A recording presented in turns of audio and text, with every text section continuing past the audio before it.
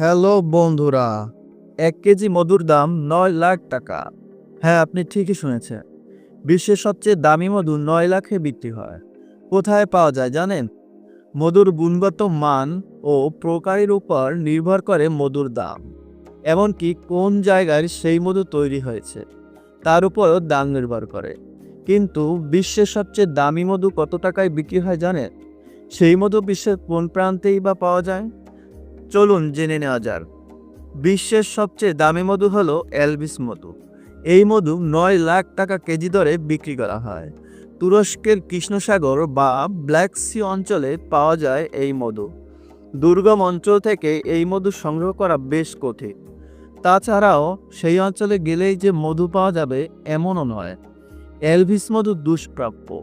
অন্যান্য মধু থেকে এর স্বাদ ও গুণগত মান একদমই আলাদা। তাই তো এলভিস বিশ্বের সবচেয়ে দামি মধু।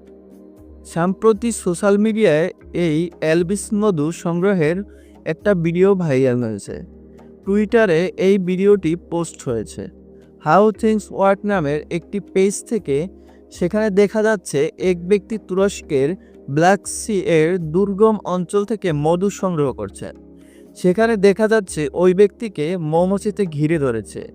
মৌমাছির হাত থেকে বাঁচতে ওই ব্যক্তি নিজেকে সম্পূর্ণরূপে ঢেকে ফেলেছেন এবং তার কোমরে বাঁধা দড়ি এক প্রকার শূন্যে ভাসা অবস্থায় তিনি মধু সংগ্রহ করছেন। এই ভিডিওতে দেখা গিয়েছে এলভিস মধু সংগ্রহ করা কতটা কষ্টকর।